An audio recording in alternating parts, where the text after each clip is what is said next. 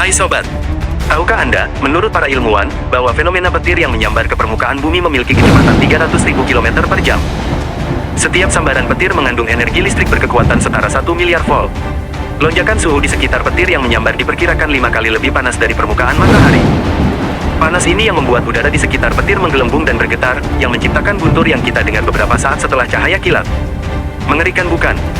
Namun, bagaimana dengan seorang penjaga Taman Nasional Shenandoah di Virginia, Amerika Serikat, yang bernama Roy Cleveland Sullivan? Roy Cleveland Sullivan menjadi terkenal setelah selamat dari sambaran petir. Kejadian itu tidak hanya sekali, tetapi 7 kali dengan rentang waktu dan tempat yang berbeda. Yang menjadikan Roy Cleveland Sullivan dijuluki sebagai manusia petir. Dan diakui oleh Guinness World Records. Sambaran pertama, April tahun 1942. Saat Sullivan berlindung dari badai petir di menara pengintai kebakaran yang baru dibangun.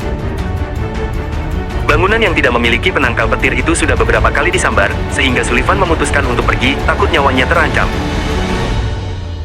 Ironisnya, sebuah baut menghantamnya tepat setelah turun dari menara, meninggalkan luka bakar parah di sekujur tubuhnya, kuku besar yang patah, sepatu bot berdarah, dan lubang di solnya. Sullivan akan selalu mengingat ini sebagai pengalaman terburuknya dengan sambaran petir. Serangan kedua, Juli tahun 1969. Saat Sullivan mengemudikan truk melewati badai petir, sebuah pohon di dekatnya tersambar petir.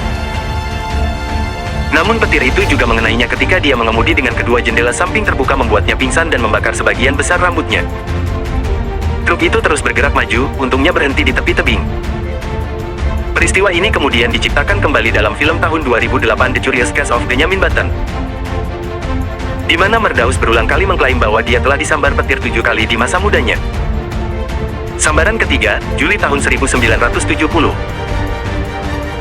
Pertemuan Sullivan yang paling tidak menguntungkan dengan petir terjadi ketika dia berdiri di halaman depan rumahnya dan sebuah kilat menabrak transformator daya, memantul kembali ke arahnya. Satu-satunya cederanya adalah bahu yang terbakar.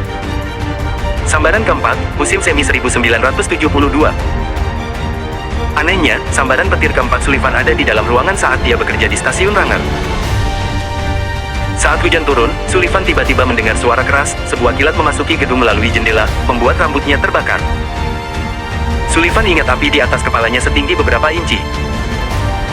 Dia segera berlari ke kamar kecil di mana dia berhasil memadamkan api menggunakan tisu basah.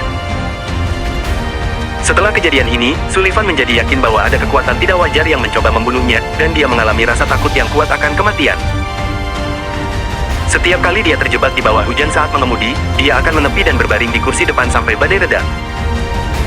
Selain itu, dia mulai membawa sekaleng air sepanjang waktu jika dia terbakar lagi. Sambaran kelima, Agustus tahun 1973.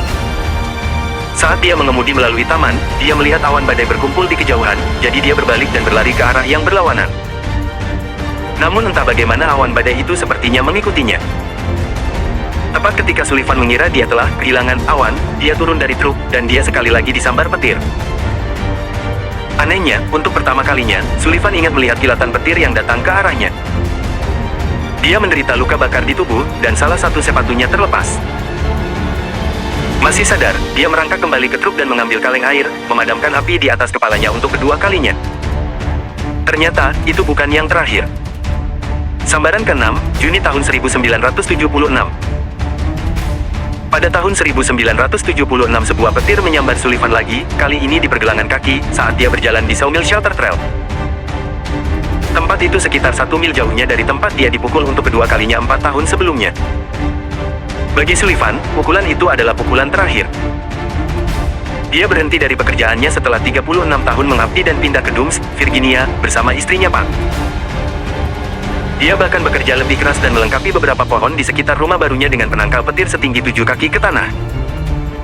Dia tidak tahu bahwa hari-harinya disambar petir belum berakhir. Sambaran ke-7, Juni tahun 1977. Saat dia sedang memancing ikan trout, Sullivan mencium bau belerang dan merasakan bulu-bulu di lengannya. Pada saat itu, sambaran petir menghantamnya di atas kepalanya, membuat rambutnya terbakar untuk ketiga kalinya. Serangan terakhir ini adalah yang paling menghancurkan. Dia menderita luka bakar di dada dan saluran pencernaan hingga perut, dan kehilangan pendengaran di satu telinga. Bagaimana menurut Anda?